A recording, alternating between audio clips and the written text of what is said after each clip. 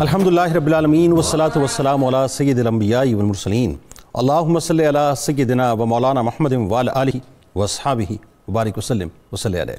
दुनिया के तमाम देखने वालों, तमाम चाहने वालों, तमाम प्यार करने वालों को और जहाँ जहाँ तक इस वक्त मेरी आवाज़ को सुना और मुझे देखा जा रहा है, जुनैद इकबाल की जानिब से इंतहाई मोहब्बत के साथ अस्सलाम वालेकुम।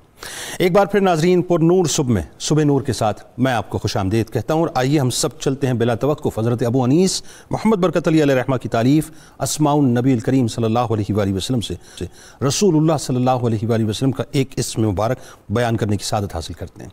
सैयदुना अन्नासिहु सल्लल्लाहु अलैहि वसल्लम, हमारे सरदार नसीहत फरमाने वाले, दुरूद व सलाम भेजे अल्लाह आप सल्लल्लाहु अलैहि वसल्लम, आप सल्लल्लाहु अलैहि वसल्लम के आले पाक और साहबा कराम रिज़वानुल्लाह ताला अलैहिम अजमईन पर।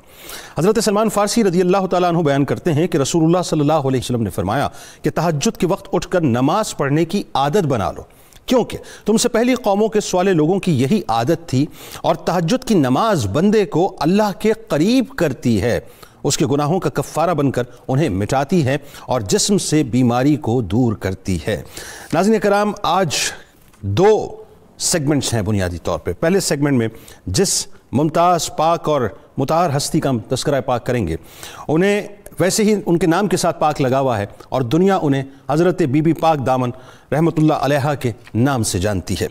ज़ाहिर है आप लाहौर के क़ल्ब में तशरीफ़ फरमा हैं, एक ऐसी हस्ती कि जिनकी बारगाह में लाखों की तादाद में मुसलमान हाज़िर होते हैं, अपनी अक़ीदतों के नजराने पेश करते हैं, अपनी मोहब्बतों के नजराने पेश करते हैं और उनके तवस्सुस से अल्लाह तबारक व तआला से दुआ करते हैं। एक ऐसी हस्ती नाज़रीन कि जिनका तस्करा पाक जब भी होता है, चूँकि ज़ाहिर है नाम में ही पाक आता है, तो बस हम भी कोशिश करते हैं नाज़रीन कि उस पाक तस्करे के सदक़े से अल्लाह तबारक व तआला हम पर अपना फ़ज़ल और अपना करम फरमाए। तो एक तो नाज़रीन बुनियादी तौर पर पहले सेगमेंट में इनके हवाले से बात होगी और कोशिश करेंगे कि इनके हवाले से इनकी जो तारीख़ है उसका पस मंज़र आपके सामने रखें और फिर ज़ाहिर है सादात से और अहले बैत से जो मोहब्बत के तकाज़े हैं उस पर भी इंशाअल्लाह बात होगी। और दूसरा मौजू है नाज़रीन, वो भी बड़ा कमाल मौजू है कि नीयत और इरादे की अहमियत और फजीलत बुनियादी तौर पर क्या है।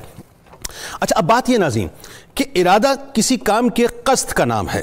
आप किसी काम को सोचते हैं, फिर उसे करने के लिए आगे बढ़ते हैं, यह बुनियादी तौर पर इरादा कहलाता है। यानी उसका जो अगला फेज़ होता है वो नीयत का फेज़ है कि नीयत क्या है।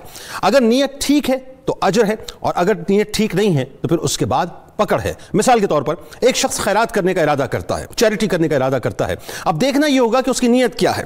आया कि वो नुमूद नुमाइश के लिए, एक्सपोजर के लिए, मीडिया की तशहीर के लिए काम कर रहा है, या वो चाहता है कि मुझे सिर्फ और सिर्फ अल्लाह की रज़ा हासिल हो जाए। आप सल्लल्लाहु अलैहि वसल्लम ने फरमाया कि नीयतुल मोमिनी खैरुम मिन अमलिही, मोमिन की नीयत उसके अमल से बेहतर है। इसी तरह आपने फरमाया कि तमाम आमाल का दारो मदार नीयत पर है और अमल का नतीजा हर इंसान को उसकी नीयत के मुताबिक ही मिलेगा। अब बात यह नाज़रीन के आदत पर मबनी अमल का कोई अजर व सवाब नहीं, जबकि इबादत पर मबनी अमल पर अजर हासिल होने वाला हो। कोई शख्स अपना अमल यानी आदि अमल बना ले, उसको अंजाम देने की कोशिश करे तो अल्लाह तबारक व तआला से तक़र्रुब और रसूलुल्लाह सल्लल्लाहु अलैहि वसल्लम की अताअत व फरमाबरदारी और दीनी अहकाम की पैरवी की नीयत करे तो उसके दिन भर का हर अमल जो है वो खालिस इबादत के अंदर तब्दील हो जाएगा। मसलन अब मैं एक मिसाल देके आपको बताता हूं कि कमरे की जो खिड़की है उसको खोलने का इरादा किया। अब नीयत यह है कि हवा आए, मगर अगर नीयत यह हो जाए कि उसके साथ आज़ान की आवाज़ आए तो हवा तो आनी है, मगर अच्छी नीयत की वजह से उसके इस अमल को चार चांद लग जाएंगे कि कमरे की खिड़की जब खुलेगी तो हवा भी आ जाएगी और साथ साथ आज़ान की आवाज़ भी आ जाएगी, यानी अल्लाह की बारगाह से वो सवाब का मुस्तहिक भी हो जाएगा। हज़रत अबू हुरैरा रज़ियल्लाहु ताला अन्हु से रिवायत है कि रसूलुल्लाह सल्लल्लाहु अलैहि वसल्लम ने फरमाया कि अल्लाह ताला सबसे पहले उस आदमी को, अभी बड़ी कमाल हदीस है नाज़रीन और ये मैं समझता हूँ कि इंतहाई तवज्जो के साथ सुनिएगा, यानी समझ लीजिए कि इस मौजू का क्रक्स होगा ये कि अल्लाह तबारक व तआला सबसे पहले उस आदमी को बुलाएगा जिसने कुरान सीखा और फिर उस आदमी को बुलाएगा जो बज़ाहिर अल्लाह की राह में कत्ल किया गया यानी शहीद हुआ, और एक बहुत ही मालदार आदमी को यानी सखी को बुलाएगा। तो अल्लाह ताला उस आलिम से फरमाएगा कि क्या मैंने तुम्हें इसका इल्म नहीं दिया था जो कुछ मैंने अपने रसूल सल्लल्लाहु अलैहि वसल्लम पर नाजिल किया? वो कहेगा बेशक तूने दिया था मेरे रब। अल्लाह फरमाएगा तो तुम्हें जो इल्म दिया गया तुमने उसके जरिए क्या किया? वो कहेगा कि दिन रात तिलावत करता रहा और उस पर अमल करता रहा। अल्लाह ताला फरमाएगा कि तूने झूठ बोला, और फरिश्ते भी कहेंगे कि तूने झूठ बोला। अल्लाह ताला उस आलिम से कहेगा कि बल्कि तुमने ये चाहा कि तुम्हें कारी कहा जाए और लोगों की तरफ से ये कह दिया जाए। फिर मालदार को बुलाया जाएगा, वो कहेगा कि यानी अल्लाह तबारक व तआला उससे कहेगा कि जो माल था वो तुझे दिया था तूने क्या किया? वो कहेगा कि मैं सदका करता रहा, रिश्तेदारों का ख्याल करता रहा। अल्लाह फरमाएगा कि तूने झूठ बोला, बल्कि तुमने ये चाहा कि तुम सखी कहलाओ, रहमदिल कहलाओ और लोगों की तरफ से तुम्हें यह कहा जाए। इसके बाद शहीद को बुलाया जाएगा گا ناظرین, اور اللہ اس سے بھی کہے گا کہ تمہیں کس وجہ سے قتل کیا گیا. وہ کہے گا کہ مجھے آپ کی راہ میں جہاد کرنے کا حکم تھا, میں نے قتال کیا, یہاں تک کہ میں تیری راہ میں قتل کیا گیا, شہید کیا گیا. اسے اللہ کہے گا کہ تو جھوٹ بولتا ہے, تم نے چاہا کہ تمہیں بہادر کہا جائے اور لوگوں کی طرف سے تمہیں یہ کہہ دیا گیا. حضرت ابو ہریرہ رضی اللہ تعالیٰ عنہ بیان کرتے ہیں, اس کے بعد سرکار مدینہ صلی اللہ علیہ وآلہ وسلم نے میرے دونوں گھٹنوں پر اپنے مبارک ہاتھوں سے ضرب لگائی اور ارشاد فرمایا کہ اللہ کی مخلوق میں سے یہ وہ 3 لوگ ہیں جن سے قیامت کے دن جہنم کی آگ بھڑکائی جائے گی. جہنم کی آگ بھڑکائی جائے گی. وہ 3 کون لوگ ہیں ناظرین؟ وہ شہید ہے جو ایکسپوجر کے لیے یعنی بہادر کہلانے کے لیے شہید ہوا, وہ شخص کہ جس نے علم سیکھا لیکن اسے لوگ تعظیم اس کی کرے, اس کی توقیر کرے اس لیے, اور وہ شخص کہ جس نے مال خرچ کیا اس لیے کہ اس کی تشہیر ہو, اس کی نمود و نمائش ہو, لوگ اسے بڑا سخی کہیں. ان 3 لوگوں سے جہنم کو بھڑکایا جائے گا. تو آج ناظرین ان 2 اہم موضوعات پہ گفتگو ہوگی. ہمارے ساتھ اس وقت جو شخصیات تشریف فرما ممتاز شخصیات ہیں, ممتاز پینل ہیں, کسی تعارف کے محتاج نہیں ہیں. پہلی شخصیت ہمارے ساتھ ممتاز مذہبی اسکالر محترم جناب علامہ محمد احمد برکاتی صاحب. دوسری شخصیت تاریخ پاکستان پر خصوصی دسترس ممتاز اسکالر ہیں محترم جناب پروفیسر محمد یوسف عرفان صاحب. اور تیسری شخصیت ممتاز عالم دین محترم جناب علامہ ذوالفقار مصطفیٰ ہاشمی صاحب. آپ تینوں کو میں خوش آمدید کہتا ہوں. السلام علیکم. علامہ صاحب, بات کا آغاز آپ سے کرتے ہیں. حضرت بی بی پاک دامن رحمۃ اللہ علیہا کا تاریخی پس منظر یہاں سے آغاز کیجیے. بسم اللہ الرحمن الرحیم. وَلْتَكُن مِّنْكُمْ أُمَّةٌ يَدْعُونَ إِلَى الْخَيْرِ وَيَأْمُرُونَ بِالْمَعْرُوفِ وَيَنْهَوْنَ عَنِ الْمُنكَرِ. صدق اللہ العظیم. آج کی جو ہماری گفتگو ہے اس کا جو نقطہ آغاز ہے وہ یہی ہے کہ اللہ تعالیٰ نے ایک ذمہ داری امت مصطفیٰ پہ تفویض فرمائی ہے کہ تم میں سے ایسی جماعت ہر دور میں ضرور ہونی چاہیے جو لوگوں کو نیکی کا حکم دے اور برائی سے ان کو منع کرتی رہے, ان کو اعمال صالحہ پہ کاربند رہے. تو صلحاء اولیاء اللہ ہر دور میں یہ فریضہ سر انجام دیتے رہے. علماء اپنی زبانوں کے ساتھ, اپنے کردار کے ساتھ, اولیاء کاملین یہ سب نے امت کی مسلسل رہنمائی کی ہے, اور یعنی تھیوری بھی چلتی رہی اور پریکٹیکل بھی چلتا رہا. تو اسی سلسلہ میں ہم دیکھتے ہیں جتنے بھی اولیاء اللہ ہیں ان کے فیض و برکات کو اللہ تعالیٰ ان کے وصال کے بعد بھی جاری و ساری فرماتا ہے. انہی میں سے یہ بی بی پاک دامنہ بھی ہیں. مرد تو مرد ہیں, خواتین کے لیے بھی من عامل صالحا من ذکر او انثی, جو بھی مرد ہو یا عورت ہو جو بھی اعمال صالحہ کرے گا تو اللہ تعالیٰ فرماتا فَلَنُحْيِيَنَّهُ, ہم اس کو یہ زندگی دیتے ہیں حیات طیبہ پاکیزہ والی. تو یہ پاکیزہ زندگی ہی چل رہی ہے جن کی آج ہم گفتگو کرنے کا شرف حاصل کر رہے ہیں. سید احمد توختہ رحمۃ اللہ تعالیٰ علیہ یہ ایک بہت بڑے اپنے دور کے ولی کامل, اور لاہور کے جو بعض اولیاء نے ان کو کتب کے درجے پر بھی ظاہر کیا ہے, اور علامہ غلام رسول صاحب اور دیگر جتنے بھی اکابرین گزرے ہیں, اور مفتی غلام سرور قادری صاحب نے جو ابتدا میں کتابیں لکھی تھی ان میں ان کو غوث بھی لاہور کے ذکر فرمایا ہے. تو یہ ابتدائی طور پر ترمذ کے علاقے سے رہنے والے تھے, اور یہ سادات کرام میں سے حسینی سید ہیں. ان کا نام علی ہے اور احمد ہے, ان کا نام سید احمد ہے. ان کے ابا جی کا نام علی ہے, ان کا شجرہ نسب آگے دیکھیں حسین ہے, پھر ان کے والد ناصر ہیں, پھر ان کے والد موسیٰ ہیں, پھر ان کے والد علی اصغر ہیں, اور پھر ان کے والد حضرت سیدنا امام زین العابدین علیہ السلام ہیں. آگے حضرت سیدنا امام حسین علیہ السلام, حسینی سید ہیں. حسینی سید, ٹھیک. تو اس حوالے سے یہ ترمذ کے علاقہ میں رہنے والے تھے جو موجودہ ازبکستان کی طرف یہ شہر ہے. تو وہاں پر جب جنگ وغیرہ یا اس طرح کے معاملات شروع ہوئے تو ان کو حکم ہوا ترک سکونت کر کے یہ لاہور کی طرف آئے, اور براستہ کیچ اور مکران وغیرہ ادھر سے ہو کر یہ لاہور میں پہنچے ہیں. تو یہاں پر جو اپنے دین کی حفاظت کے لیے, خود کو آزمائشوں سے بچانے کے لیے, اور راستے میں ان کے ساتھ ان کی 6 صاحبزادیاں بھی تھیں ہمراہ, ان کے بچے بھی تھے. تو وہاں پر جو ہے اپنی ایک صاحبزادی حضرت حاج ان کا نام تھا, تو ان کا نکاح حضرت جو اپنا غوث پاک رضی اللہ عنہ کے دادا مرشد پاک ہیں حضرت ہنکاری رحمۃ اللہ تعالی علیہ, ان کی نسل میں سے ابو علی ایک گزرے تھے, تو ان کے صاحبزادے کے ساتھ ان کی بیٹی کا نکاح ہوا. تو پھر وہاں سے یہ بی بی حاج تھی ان کی. تو 6 بیٹیاں تھیں ان کی, ایک کا نام حاج, ایک کا نام تاج, ایک کا نام نور, ایک کا نام حور, اور ایک کا نام گوہر, اور ایک کا نام شہناز. یہ ان کی بیٹیوں کے نام تھے. تو اس طرح آپ پھر لاہور میں تشریف لائے اور یہاں پر آ کر آپ نے اپنا وقت گزارا. تو اس طرح یہ ترمذ سے علاقہ جو یہ خوارزم شاہ کے دور کی بات ہے, چنگیزیوں کے حملے ہوتے رہے, وہ لاہور تک بھی پہنچے, اور ادھر بھی پھر ان کے وصال تک کی جو صورتحال بنی وہ انہی کے جو یہاں پر ایک برہمن راجہ تھا اس نے پھر حملہ کر دیا, اس کی وجہ سے پھر ان کا وصال جو ہے یہ 13ویں اور 14ویں صدی عیسوی کی بات ہے. جی اسی عیسوی کی. اور یہ جو حضرت سید احمد توختہ رحمۃ اللہ علیہ ہیں, ان کا وصال باکمال بھی سن 602 ہجری کے اندر ہوا. تو ان کی عمر مبارک بھی کم و بیش 60 سے 70 سال کے درمیان ذکر کی جاتی ہے. تو اس کے بعد ہم دیکھتے ہیں کہ جب یہ ادھر آئے ہیں تو انہوں نے قال اللہ و قال رسول کی صدا بلند کی، اور یہاں کا جو راجہ تھا اس نے ان کو نکالنے کی بھرپور کوشش کی، لیکن وہ جب یہاں سے نہ گئے تو اس نے اپنا بیٹا بھیجا اور اس کو کہہ دیا کہ اگر ان کو نکال دو گے تو پھر میں تمہیں اپنا ولی عہد نامزد کر کے سارا کچھ تمہارے نام کر دوں گا۔ اس نے آ کر پھر جب ان کے ساتھ گفتگو کی، کلام کیا، جب دیکھا ان کا جو نور فیض تھا وہ ان کی طرف منتقل ہوا، تو اس نے فوری طور پر وہاں پر جو ہندوازم تھا اس کو چھوڑا اور حضور صلی اللہ علیہ وسلم کے دین متین میں وہ داخل ہو گیا اور مسلمان بن کے آپ کی ہی خدمت میں حاضر رہنے لگا۔ تو اس کے بعد آپ نے اپنی ایک صاحبزادی کا کچھ روایات میں آتا ہے کہ نکاح بھی اس کے ساتھ کر دیا۔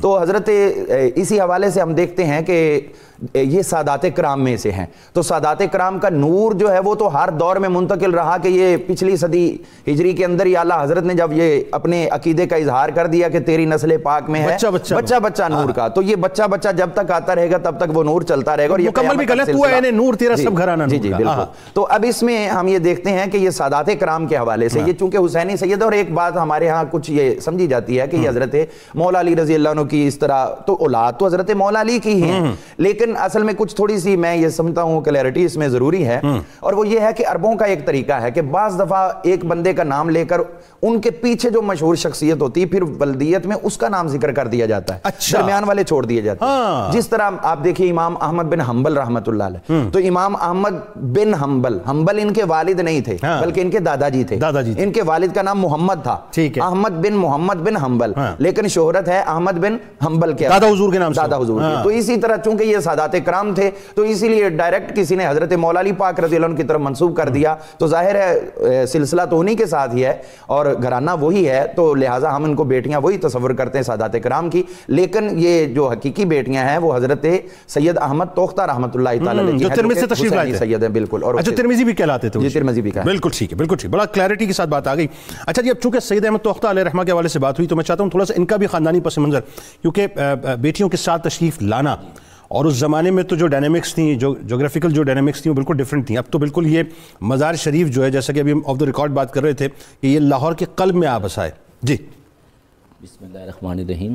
الحمدللہ پس منظر تاریخی جو ہے وہ مولانا صاحب نے بڑا واضح کر دیا ہے، اور اس میں جو دوسری بات ہے جیسے کہ حضرت توختہ سید احمد توختہ، یہ توختہ بھی اس وجہ سے مشہور ہیں کہ اپنے استاد محترم نے عشاء کی نماز کے بعد انہیں بلایا گھر، اور اس وقت دروازہ بند کر لیا گیا، تو یہ صبح تہجد و فجر وقت وہاں باہر سردی میں کھڑے رہے، اور کھڑے رہنا، دست بستہ رہنا، یہ وہ کیفیت تھی جس کی ان کے نام کی نسبت بن گئی۔ اللہ اللہ اللہ، استاد کا احترام، اللہ اکبر، اور وہ استاد کا احترام جو اللہ رسول صلی اللہ علیہ وسلم، اللہ اکبر اللہ اکبر، یہ وہ پاکیزہ شخصیت، اللہ اکبر، اور یہی ان کی اولاد کا تھا۔ اللہ اللہ، جب چنگیزیوں نے حملہ کیا، چنگیز جلال الدین خوارزم شاہ کے پیچھے تک کرتے ہوئے آئے، تو اس وقت جو غارت گری ہوئی ہے اس نامحرموں کی نظر پڑنے کا اور توہین کے احساس سے وفات ہوئی، جو لکھا گیا ہے۔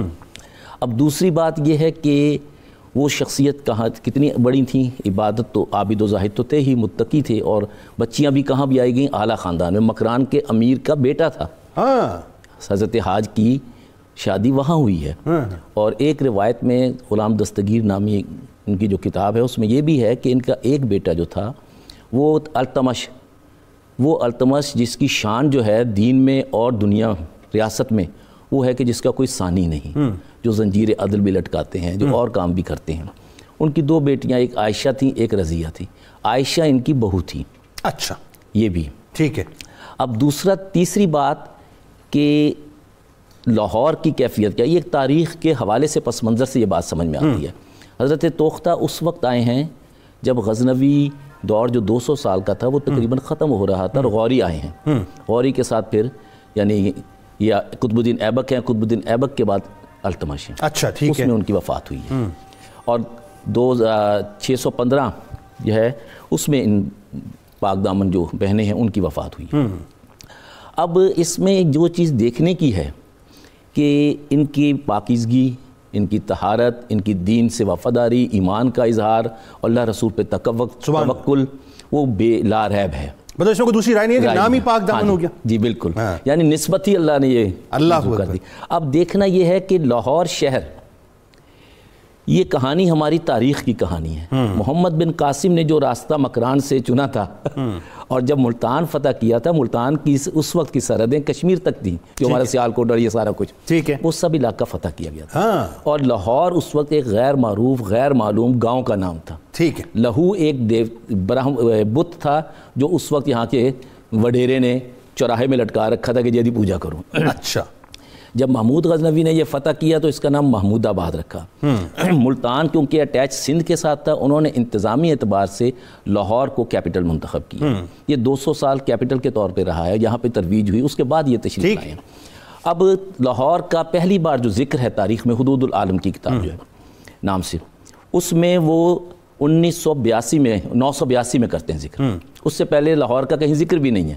کہانیاں جو مرضی آپ گھڑ لیں. اب اس کے یہاں پر کوئی مسلمان تو دور کی بات ہے، غیر مسلم بھی نہیں تھے جس دور سے ہم منسوب کرتے ہیں بات. ٹھیک ہے. اور وہ واقعہ جو ہے وہ عرب جو ہیں اپنے ہی علاقے میں محدود رہتے تھے. صحیح. حضرت علی رضی اللہ عنہ کی 18 بیٹیاں تھیں. ایک بیٹی رقیہ یعنی کبرا اور ایک صغرا. ایک جو تھیں وہ دمشق میں مدفون ہے، ایک مصر میں مدفون ہے. ٹھیک.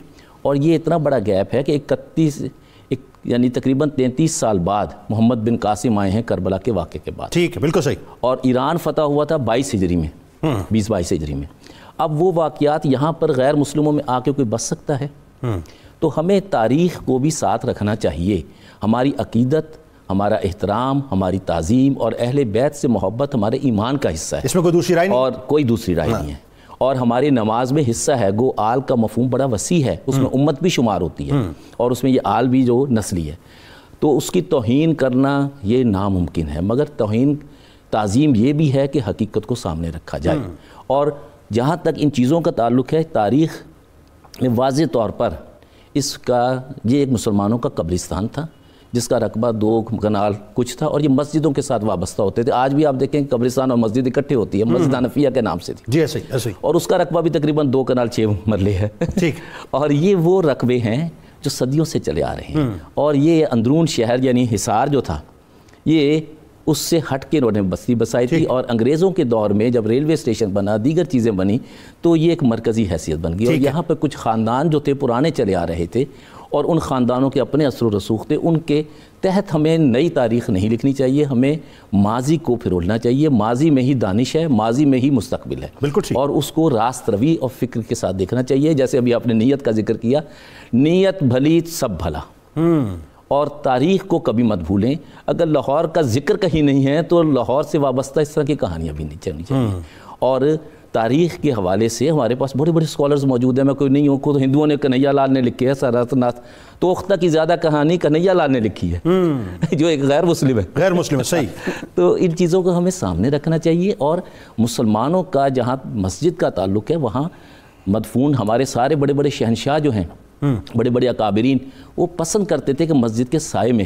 اور جیسے ابھی آپ نے نیت کا ذکر کیا کہ ہماری قبریں بھی اذان کی آواز سنیں، یہ وہ کیفیت ہے جو اندلس میں بھی تھی اور جس سے محروم ہوا کیونکہ ہم ڈھکوسلوں کے پیچھے چل پڑے.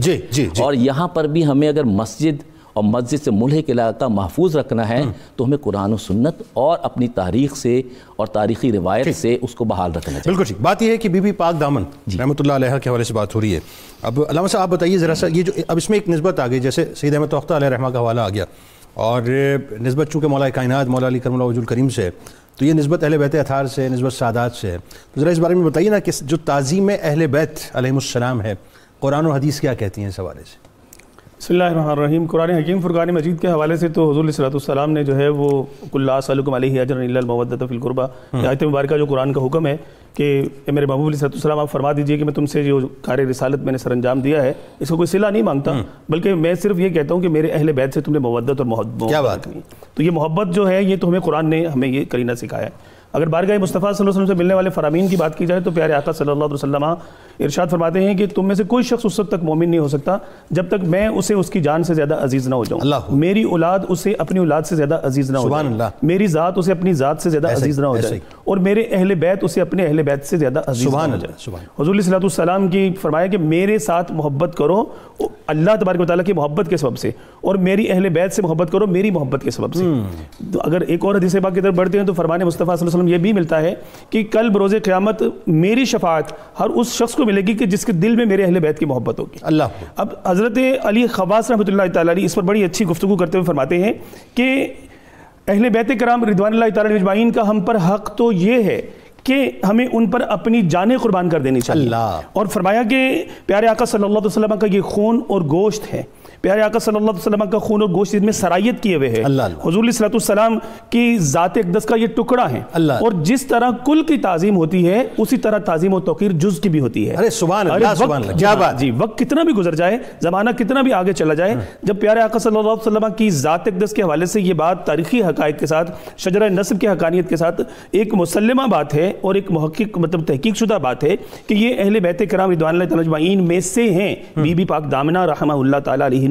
تو آپ دیکھیں کہ ان کی تعظیم ہمارے لیے واجب ہے. اور سید علی خواص رحمۃ اللہ تعالیٰ علیہ فرماتے ہیں کہ جیسے پیارے آقا صلی اللہ علیہ وسلم کی حیات ظاہری میں ان کی ذات اقدس کا جز ہمارے لیے قابل احترام اور لازم و تعظیم اور توقیر تھا, آج پیارے آقا صلی اللہ علیہ وسلم کی وصال ظاہری فرمانے کے بعد بھی ان کی ذات اقدس سے جڑے ہوئے لہو اور گوشت کے ٹکڑے یعنی ان کی آل اور اولاد ہمارے لیے اسی طرح سے لائق تعظیم و توقیر ہیں.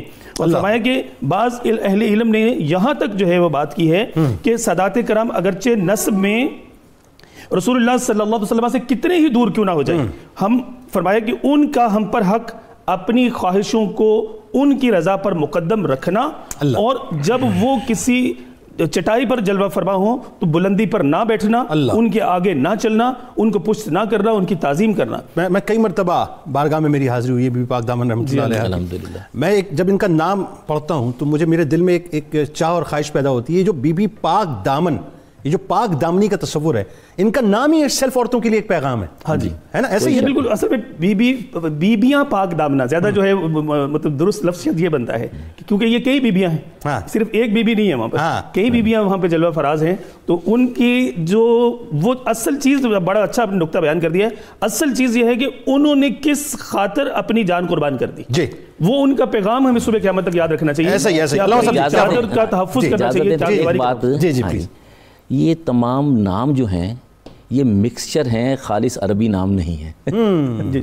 اس سے بھی اندازہ ہوتا ہے کہ ان کے ماہ و سال کیا ہیں. اللہ اکبر, کیا بات. گوہر, شہناز اور دیگر چیزیں. جی جی جی اللہ. جی اس میں جو بھی حاضری کے حوالے سے بات ہو رہی تو حضرت سیدہ رقیہ رضی اللہ عنہا جو حضرت سیدنا مولا علی المرتضیٰ شیر خدا کی صاحبزادی تھیں اور حضرت امام مسلم بن عقیل ان کی زوجہ محترمہ تھیں, تو انہی کے فرزند تھے جنہوں نے سب سے پہلے بنی ہاشم میں سے یزیدی فوج کو مبارزت کی. حضرت عبداللہ نے حضرت رقیہ کے بیٹے تھے اور انہوں نے وہ جو ہے نا بنی ہاشم کی طرف سے جنگ کا آغاز کیا. ان کا مزار مبارک ہے مصر کے اندر. ٹھیک ہے. تو علامہ عبدالوہاب شعرانی رحمۃ اللہ علیہ لطائف المنن کے اندر بیان فرماتے ہیں, وہ کہتے ہیں کہ اللہ تعالیٰ نے جو مجھ پر احسانات کیے, اللہ تعالیٰ نے جو مجھ پر احسانات کیے اس میں سے یہ بھی ہے کہ مجھے سادات کرام کے مزارات پر حاضری کا شرف بھی عطا کیا. ان میں سے ایک یہ بھی ہے کہ حضرت رقیہ کے مزار پر بھی میری حاضری ہو. بھائی سبحان اللہ سبحان اللہ, کیا بات ہے, کیا خوبصورت تاریخی کلیرٹی ہے. ناظرین کرام ہمارے ساتھ رہیے. بس چونکہ ظاہر ہے آل کی بات ہے اور جد پر اگر درود پاک نہ ہو تو ایسا ممکن نہیں. آئیے ہم سب مل کر سرکار مدینہ صلی اللہ علیہ وآلہ وسلم کی بارگاہ اقدس میں نیت کے اخلاص کے ساتھ درود پاک پیش کرتے ہیں اور پھر آ کر انشاءاللہ نیت اور ارادے کی اہمیت اور اس کی فضیلت پہ بات کرتے ہیں. اللہم صلی علی سیدنا و مولانا محمد وعلی سیدنا علی و سیدتنا فاطمہ و سیدتنا زینب و سیدنا حسن و سیدنا حسین وعلی آلہ وصحبه وبارك وسلم.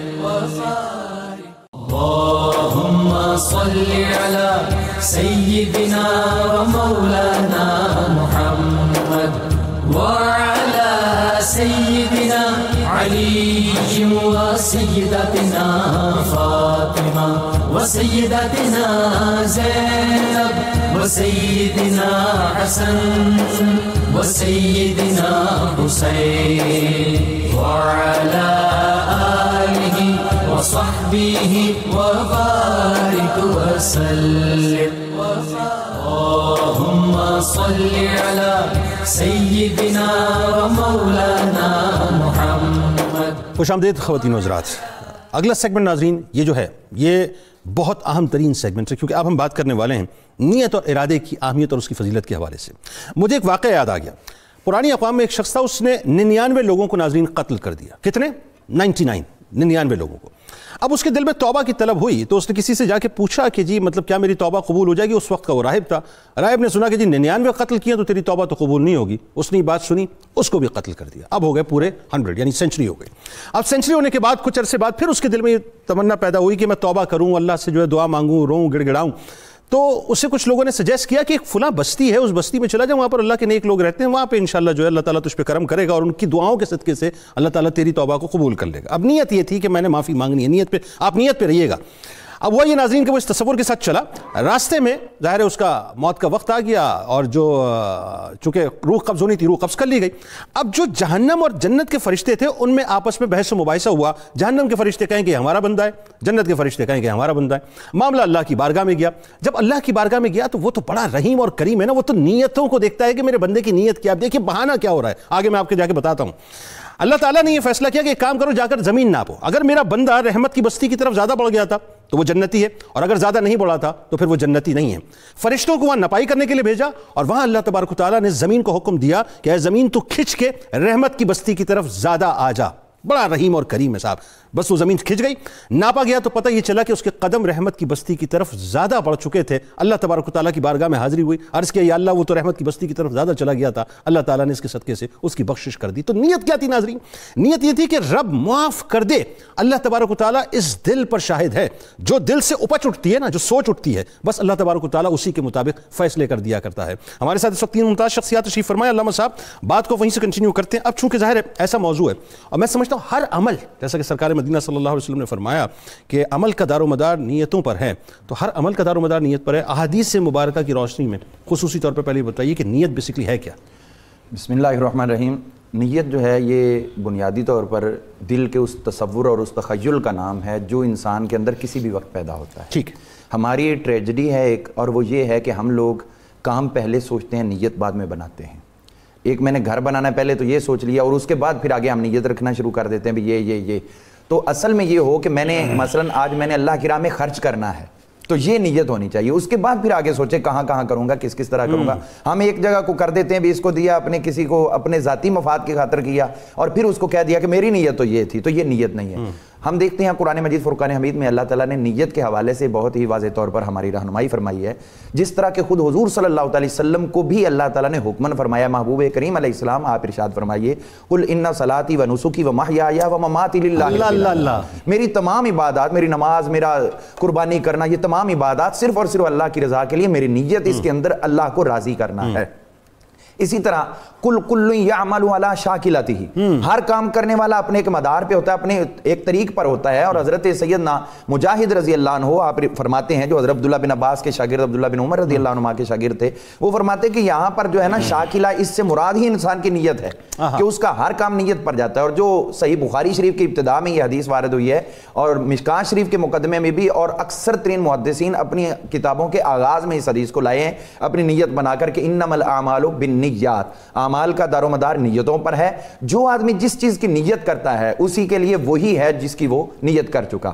اب ہم آگے دیکھتے ہیں اللہ تعالیٰ نے جو مسلمانوں کے لیے نیت کے اجر اور ثمر کی بات کی ہے. خود حضور صلی اللہ علیہ وسلم بیان فرماتے ہیں قیامت کے دن ایک بندہ حاضر ہوگا، اس کے پاس نیکیاں پہاڑوں کی مانند ہوں گی، اور پھر جب وہ سامنے لایا جائے گا تو اس کی یہ صورت ہوگی کسی پر ظلم کیا ہوگا، کسی کا مال دبایا ہوگا، کوئی کچھ، وہ سب کو اس کی نیکیاں دی جائیں گی اور آخر میں یہ خالی ہو جائے گا، تہی دامن اور پریشانی کی انتہا ہوگی. تو اب فرشتے کہیں گے یا اللہ اس کو جہنم میں لے جائیں، تو اللہ فرمائے گا نہیں ٹھہرو، ابھی اس کا یہ خزانہ میرے پاس ہے، وہ چھپا ہوا ہوگا. تو یا اللہ وہ کون سا؟ تو وہ بندہ خود حیران ہوگا کہ میرا کون سا خزانہ، سارے اعمال تو آ چکے. تو اللہ فرمائے گا کہ ان کاموں کے اندر جو تو نیکیاں لے کے آیا تھا، تیری جو بنیاد تھی وہ صرف میری رضا ہے. اللہ اب اس میں ذرا قطع کلام کی معذرت، ایک اور وضاحت، بڑا لطیف نقطہ یہ. جب میں اس روایت کو پڑھ رہا تھا میں رک گیا اس روایت پہ، میں بار بار سوچتا رہا کہ میرا رب کتنا کریم ہے کہ وہ فرشتے جو صبح و شام پیغام رسائی کا کام کر رہے ہیں اور ساری چیزیں آشکار، ان سے بھی چھپا کے رکھے گا اللہ تعالیٰ ان اعمال کو. اور اس میں دیکھیے جو حضرت ابراہیم النخعی رضی اللہ عنہ آپ فرماتے ہیں، وہ فرماتے ہیں کہ انسان کی نیت خیر ہو تو اس کے بعض دفعہ کلمات، اس کا انداز سخت بھی ہوتا ہے نا، تو اس کی نیت صالح ہونے کی وجہ سے اللہ تعالیٰ لوگوں کے دلوں میں اس کی سختی کی کوئی نہ کوئی وجہ ڈال دیتا ہے، اللہ، ان کا دل اس بارے میں نرم پڑ جاتا ہے۔ اور اگر کوئی اچھا بھی کام کرتا ہے اور اس کی نیت بری ہو تو اللہ تعالیٰ لوگوں کے دلوں میں ڈال دیتا ہے کہ یہ جو کام کر رہا ہے یہ اللہ کی رضا کے لیے نہیں، کسی مومن کے فائدے کے لیے، اپنے مفاد کے لیے کر رہا ہے۔ اور اس بارے میں جو فقیہ ابو اللہ سمرقندی رحمۃ اللہ علیہ انتہائی خوبصورت بات ارشاد فرمائی۔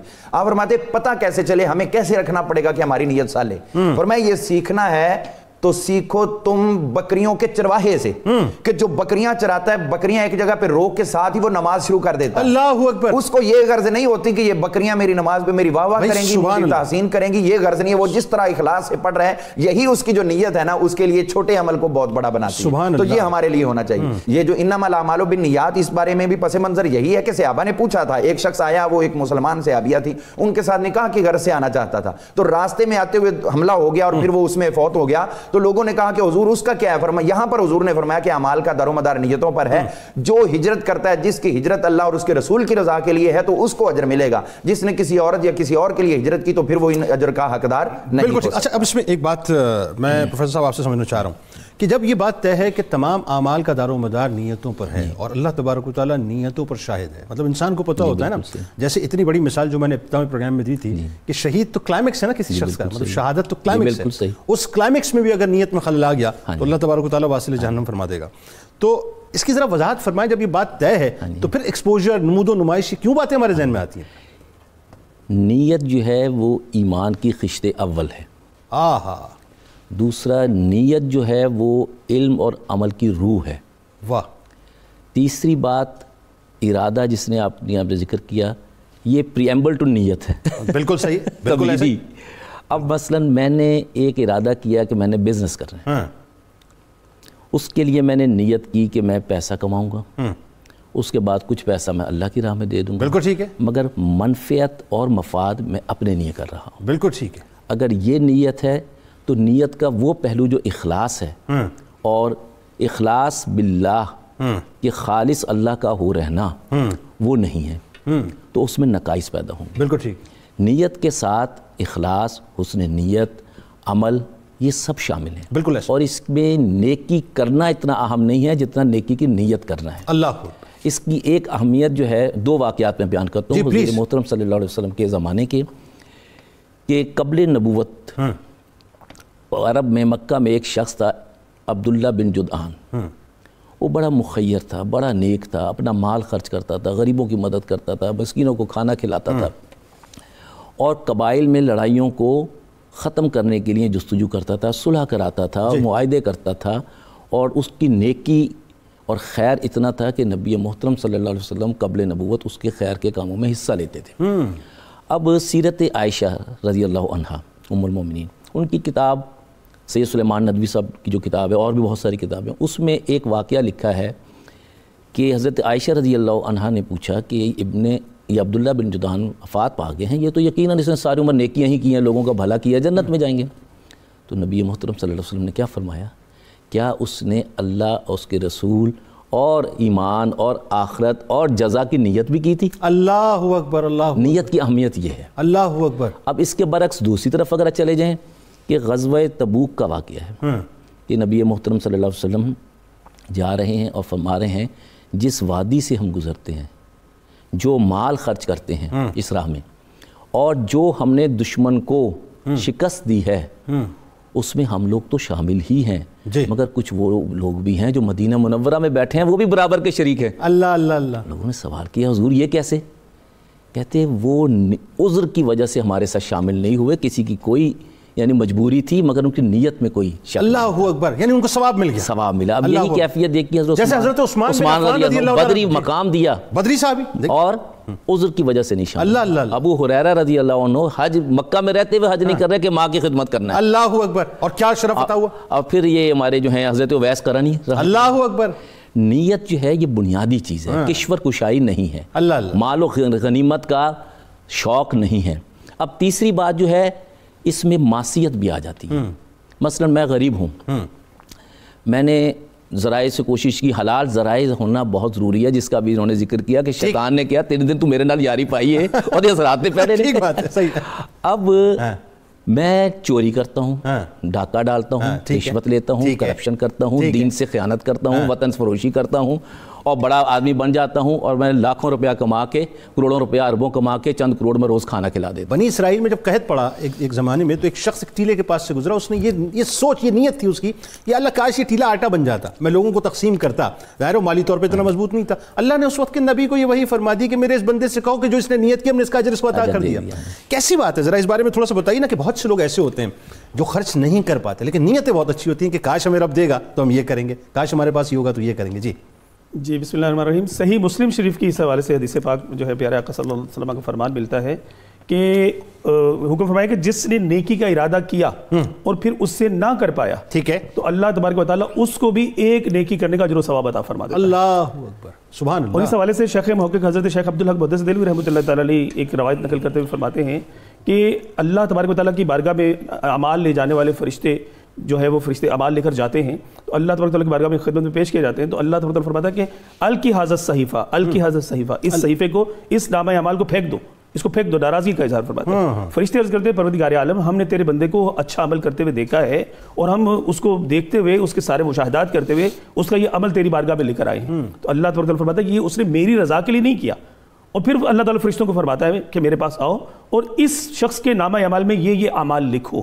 تو اللہ تعالیٰ جب حکم فرماتا ہے تو فرشتے عرض کرتے ہیں مالک ہم نے اس کو یہ عمل کرتے ہوئے دیکھا ہی نہیں ہے، اس نے تو یہ عمل کیا ہی نہیں ہے جسے آپ بات کریں کہ یہ کام تو اس نے کیا ہی نہیں ہے۔ تو اللہ تبارک و تعالیٰ فرشتوں کو یہ بات ارشاد فرماتا ہے کہ اس کی نیت اس عمل کو کرنے کی تھی، اللہ اگرچہ وہ نہیں کر سکا، اس کی صرف جو دل کا پختہ ارادہ تھا کہ میں یہ کام کروں اور وہ کسی بھی عذر کے تحت نہ کر سکا، وہ ارادے کی پختگی اس کو اجر دلانے کا سبب بن گئی کہ اس کے نامہ اعمال میں وہ عمل لکھ دیا گیا جو اس نے کیا ہی نہیں۔ بڑا بنیادی سوال ہے، نیت کا اخلاص کیسے پیدا ہو، یہ لوگوں کو بتائیے کہ بالکل شفاف اور ٹرانسپیرنٹ نیت ہے۔ دل سے اٹھا غلاف اگر تو اٹھا سکے۔ ہاں جی بتائیے۔ جی ہاں، اصل چیز یہ ہے جی کہ ریاکاری جو ہے اس کی بہت زیادہ مذمت جو ہے وہ حدیث طیبات میں فرمائی گئی ہے، اور اخلاص جو ہے اس کی بہت زیادہ فضیلت بیان فرمائی گئی ہے۔ اپنے آپ کے ہر عمل کے اعتبار سے، یہاں تک کہ جو نیکی کے اعمال ہیں اس سے ہٹ کے جو مباحات ہیں کہ جن کے کرنے کی نہ کوئی جزا نہ کوئی سزا ہوتی ہے، دن بھر کے معمولات ہیں، اگر ان کے پیچھے بھی اخلاص نیت جو ہے وہ اس طرح سے شامل کر لیا جائے کہ میں یہ عمل مثال کے طور پہ کھانا کھانا ہے، سونا ہے، چلنا پھرنا ہے، مطلب گفتگو کرنا ہے، یا کوئی بھی مطلب کار اپنا سر انجام دینا ہے کہ میں پیارے آقا صلی اللہ علیہ وسلم کی سنت کی اتباع میں یہ کام کرنے لگا ہوں، تو وہ عمل جو ہے وہ ہمارے لیے اجر و ثواب کا باعث بنتا چلا جائے گا۔ بعض صورتوں میں مستحب بنتا چلا جائے گا، بعض صورتوں میں سنت کا درجہ لیتے ہوئے ایسی سنتیں کہ جو متروک سنتیں ہیں ہمیں 100 شہیدوں کا اجر و ثواب۔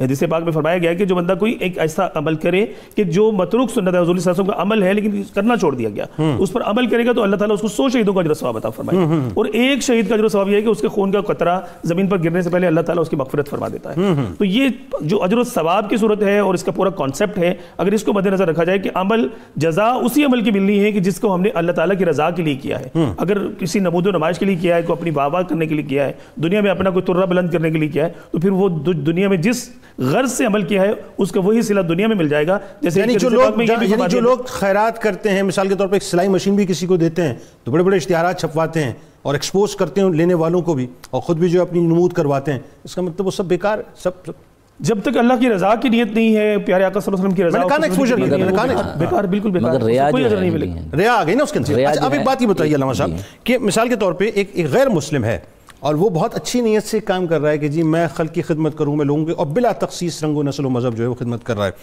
اس کی نیت بہت اچھی ہے، اب اس کو درجہ کیا ملے گا؟ ہے وہ غیر مسلم؟ جی اس میں جو غیر مسلم ہے اگر وہ اعمال صالحہ کرتا ہے تو اس کی دو صورتیں ہیں۔ ایک تو یہ ہے کہ اللہ تعالیٰ اس کا اجر اس کو دنیا میں دے دیتا ہے، اس کی نیک نامی کی صورت میں دے، چاہے اس کو کہیں اور سے کوئی بینیفٹس عطا فرمائے تو آخرت میں حصہ نہیں ہوگا۔ دوسری صورت یہ ہو سکتی ہے کہ وہ اعمال صالحہ کرتا ہے، اتنا اخلاص سے کرتا ہے، تو پھر اللہ تعالیٰ اس کو اس کے بعد کسی بھی وقت اپنے موت سے پہلے اس شخص کو اللہ اسلام کی ہدایت عطا فرما دیتا ہے۔ سبحان اللہ۔ وہ اس کے اعمال صالحہ کی نیت کا اجر و ثمر ہے کہ دنیا سے اس کو اللہ تعالیٰ لے جاتے ہوئے ایمان عطا کرتا ہے، اور اس کی وجہ سے، اس کی برکت سے یہ بروز محشر جنت میں جانے کا حقدار۔ لیکن ایسے بہت سے آپ دیکھیے دنیا بھر میں مطلب نان مسلمز ہیں جو مسلم نہیں ہوئے، اس میں میں ایک بات کہنا چاہوں گا، مطلب بل گیٹس کو آپ دیکھ لیجئے کتنی بڑی چیریٹی وہ کر رہا ہے۔ میں اس بارے میں ایک بات کہنا چاہوں گا، وہ یہ ہے کہ حضرت امام اعظم ابو حنیفہ رضی اللہ تعالیٰ کسی کی تکفیر کرنے کے آخری وقت تک قائل اس صورت میں ہوتے تھے جب آپ کو اس کی موت متحقق ہو جاتی کہ یہ کفر پہ مرا ہے. ٹھیک ہے. لیکن آپ یہ فرماتے تھے کہ ہو سکتا ہے وہ زندگی میں اس کا کفر تھا لیکن مرتے وقت آخری لمحے اللہ نے اس کی زبان پہ کلمہ طیبہ جاری کر دیا. ٹھیک ہے. تو یہ اس وجہ سے ہے. اور اگر ہم دیکھتے ہیں کہ نیت صالح ہو تو اللہ تعالیٰ اس پہ رحمت کر دیتا ہے, لیکن یہ ایمان کے سکول میں داخلے کے بعد ہوتا ہے. حضرت سیدنا آدم علیہ نبی علیہ السلام کے حوالے سے اللہ تعالیٰ نے جو قرآن پاک میں ارشاد فرمایا سورہ طٰہٰ میں, تو اللہ تعالیٰ فرماتا ہے وَلَقَدْ عَهِدْنَا إِلَىٰ آدَمَ مِنْ قَبْلُ, ہم نے حضرت آدم علیہ السلام سے اس سے پہلے ایک وعدہ لیا تھا, فَنَسِيَا, ان کے ذہن میں وہ نہ رہا, وَلَمْ نَجِدْ لَهُ عَزْمًا, ہم نے ان کا کوئی ارادہ نہیں پایا. تو اس کا مطلب ہے کہ اگر کوئی کافر ہو کر اعمال صالحہ کرتا ہے تو دو صورتوں میں اس کو فائدہ مل سکتا ہے. ایک صورت تو اس کی نیک نامی ہے اور دوسرا یہ کہ اس کو ایمان مل جائے. میں یہ عرض کر رہا تھا کہ ہمیں بنیادی طور پہ نیت جو ہے اس میں اخلاص پیدا کرنے کے لیے کن کن چیزوں کا خاص طور پہ خیال رکھنا چاہیے کہ ہم سب کچھ کر رہے ہیں لیکن وہی باتیں مقام تک نہیں پہنچ پا رہے. ایک چیز کا سب سے پہلے خیال رکھنا چاہیے جس کا نبی محترم صلی اللہ علیہ وسلم نے حدیث شریف ہے, ان اللہ لا ينظر الى صورکم, نہیں لا ينظر الى صورکم و اموالکم و انما ينظر الى قلوبکم. نیت کی مختلف شکلیں آپ نے بتائی ہیں مگر نیت کا مسکن دل ہے, اور جس نے دل صاف کیا اس کا وجود آئینہ بن گیا جو حضور صلی اللہ علیہ وسلم کی ذات کا آئینہ ہے, جو اللہ کے پرتو ہے. جیسے کہ حدیث شریف ہے کہ تخلقوا باخلاق اللہ, جب آپ کے دل میں غیر اللہ نہیں ہے تو پھر آپ چلتی پھرتی تصویر ہیں اللہ اور اس کے محبوب کی. نیت جو ہے یہ آپ کو اس راہ پہ لے جاتی ہے, اور نیت ہوتی ہے ہماری رضا, اللہ کی رضا سے. تمام اولیاء اللہ اس بات پر متفق ہیں اور انہوں نے عملاً اس چیز کا اظہار کیا ہے, راضی برضا رہنا. اللہ اکبر. جب آپ اپنی انا کا بت نکالتے ہیں, جب آپ اپنی منفعت کا بت نکالتے ہیں, جب آپ اپنی نسلی ہونے کا بت نکالتے ہیں, جب آپ علاقائی بت نکالتے ہیں, جب آپ اپنی زبان اور یعنی یہ خطے کا بت نکالتے ہیں, جیسے کہ مغربی تعلیم جو ہے وہ نیشنلزم یہ ہے کہ یہ علاقہ ہمارا ہے جی, بس ہم جا کے حامی ہیں یا ہم یہاں تک رہیں گے, یہ زبان ہماری ہے جب ہم اس سے آگے نہیں نکلیں گے, یہ نسل ہماری ہے ہم اس کو اسی طرح رکھیں گے. اللہ تعالیٰ نے کہا سب کچھ اللہ کا ہے, اللہ, اور ہمیں ترک کرنا پڑے گا. ترک عالم اختیار کوئے دوست, ہمیں اللہ رسول کے ہم اس وقت ہوں گے جب ہم دنیا چھوڑ کر اس طرف آئیں گے. اور شہید کا مطلب کیا ہے؟ شہادت دینا. اور جب آپ نے اللہ رسول کا پیغام کیا ہے؟ مساوات انسانی, ہیومن ایکوالٹی. ٹھیک ہے. سیکنڈ جسٹس, عدل کسی صورت بھی معاف نہیں ہے. اب ہمیں جو ہے کام کرنے کا ہے, دل صاف کر لیں تو ہمارے دلوں میں میل نہیں رہے گا, معاشرہ بہتر ہو جائے گا, ریاست بہتر ہو جائے گی. اب آخر میں بس میں سمجھتا ہوں کہ لوگوں کو بنیادی بات ہم کر لیتے ہیں. بنیادی بات یہ کہ وہ جو ایک روایت ہے نا کہ جی شرک اصغر والی, کہ جب نماز انسان اس لیے پڑھے اور طویل اس کو اس لیے کرے کہ کوئی مجھے دیکھ رہا ہے, یعنی اس کا مطلب نیت کا فرق جو ہے وہ بات کو کہاں لے جاتا ہے, ذرا بتائیے لوگوں کو. جی بالکل, ایسی نمازیں کل بروز قیامت جو ہے اللہ تعالیٰ کی بارگاہ میں درجہ قبولیت کو نہیں پہنچیں گی اور ان کے منہ پر گندے کپڑے میں لپیٹ کر مار دی جائیں گی. عبادتیں مطلب قل ان صلاتی و نسکی و محیای و مماتی للہ رب العالمین کا حکم ہے کہ جینا مرنا, عبادتیں جانی مالی جتنی بھی عبادات ہیں یہ ساری خالص کر کے اللہ کی رضا کے لیے کرنا ہوں گی, اللہ کی طرف جو ہے وجہ کرنا ہوگا. مطلب ایک جگہ یہ بھی فرمایا نا کہ گوشت اور قربانی کا گوشت اور خون تک نہیں پہنچتا. ینال اللہ لحومہا و دماؤہا ولکن ینالہ التقوی, یہ قربانی کے جانوروں کا خون اور گوشت یہ اللہ کو نہیں پہنچتا بلکہ تمہارے دلوں کی حالت جو تقوی پرہیزگاری تمہارے دلوں میں ہوتی ہے یہ اللہ تعالیٰ کی بارگاہ میں پہنچتی ہے. اور اسی لیے سچی نیت کو عمل سے زیادہ افضل قرار دیا گیا ہے. نیت جو ہے یہ عمل پر مقدم اسی لیے ہے. حضور صلی اللہ علیہ وسلم کے حدیث پاک میں یہاں تک فرمانے ہیں کہ آخرت کی نیت پر اللہ تعالیٰ دنیا عطا فرما دیتا ہے, لیکن اگر کوئی دنیا کی نیت کرے تو اللہ تعالیٰ آخرت عطا فرمانے سے منع فرما دیتا ہے. اللہ اکبر. آخرت نہیں ملتی. اللہ اکبر. اب اس کے لیے ہمیں تھوڑا سا اپنے آپ پر جبر کرتے ہوئے کوئی بھی ہم دنیا کا کرنے لگے, بھلے وہ نماز ہے, وہ حج ہے, وہ روزہ ہے, وہ زکوٰۃ ہے, وہ صدقات ہیں, یا دیگر کوئی اعمال ہیں, پہلے اپنی آنکھیں بند کریں, ایک باقاعدہ مراقبے کی صورت میں میڈیٹیشن کرتے ہوئے اپنے دل کو ذرا تھوڑا سا کھنگالیں کہ کیا میں یہ کام جو کر رہا ہوں اس میں اللہ کی رضا مقدم ہے, اللہ کی رضا مجھے پیش نظر ہے. اگر ہے تو پھر وہ عمل عبادت بنے گا, اور اگر نہیں ہے تو پھر سمجھ لیں کہ میری آنکھیں جو بند ہے میری آنکھیں کھل جانی چاہیے. میں تو ایک خواہ کی پریکٹس کر رہا ہوں, خواہ کا بوجھ اٹھائے ہوئے ہوں, خواہ کی مشقت کر رہا ہوں جس کا مجھے آخرت میں مطلب جیسے گدھے پر بوجھ ڈال دیا جائے کتابوں کا تو وہ اس کو صاحب علم نہیں بنا دیتا. یہ مطلب بالکل ایسی ہی مثال ہے کہ یہ عبادتوں کا بوجھ ہم اپنے اوپر ڈال کے کل بروز قیامت اللہ کی بارگاہ سے کوئی جزا اور صلہ پانے والے نہیں بن سکتے جب تک کہ ہماری نیت خالص نہیں ہوگی. اور اگر نیت خالص ہو تو آپ دیکھیں جنید بھائی کہ ہم نیکیوں کا ایک پہاڑ اکٹھا کر سکتے ہیں. بہت شکریہ آپ تینوں, آپ کا تشریف لائے. آخر میں ناظرین بس جاتے جاتے دو جملے, یہ جو بات ابھی فرما رہے تھے کتنی کمال بات ہے. آپ کا اٹھنا, آپ کا بیٹھنا, آپ کا چلنا, آپ کا پھرنا, آپ کا بات کرنا, آپ کا پانی پینا, آپ کا کھانا کھانا, آپ دنیا میں سارے کام کرتے ہیں پر ہر کام کو اللہ کی رضا سے مربوط کر دیجئے, سرکار علیہ السلام کی سنت سے مربوط کر دیجئے. اور اس سوچ کو بنا لیجئے کہ دنیا تو ایک بیسکلی ٹرانزٹری پیریڈ ہے. میری روح یہاں پر آئی ہے, ایک سرٹن ٹائم تک رہے گی, عالم برزخ میں چلی جائے گی, محشر کے روز پیش ہو جائے گی. اصل زندگی تو وہ ہے. تو وہی بات ہے کہ جس نے دنیا چاہی اسے دنیا دے دی, جس نے آخرت چاہی اسے آخرت مل گئی. اپنی ہر نیت کو اللہ کی رضا سے جوڑ دیجئے, اس کے ثمرات آپ ایسے دیکھیں گے ناظرین کہ جس کا آپ تصور بھی نہیں کر سکتے. کتاب الشفا کی جانب چلتے ہیں جناب, اور آپ کو بتاتے ہیں ہر مشکل کام میں آسانی کے حوالے سے ایک وظیفہ. اگر کوئی شخص کسی بڑی سے بڑی مشکل میں مبتلا ہو تو اللہ تبارک و تعالیٰ کا اسم مبارک یا بدیع 100 مرتبہ 41 دن تک پڑھے, انشاءاللہ آسانی کے اسباب پیدا ہو جائیں گے. سیدنا علی المرتضیٰ کرم اللہ وجہ الکریم کا قول مبارک ہے کہ جس شخص کے دل میں اللہ تبارک و تعالیٰ کا ڈر ہوتا ہے تو وہ تقوی اور پرہیزگاری اختیار کرتا ہے, اور وہی شخص کامیاب و کامران ہے. اگر ٹویٹر پہ ابھی تک آپ نے ہمیں فالو نہیں کیا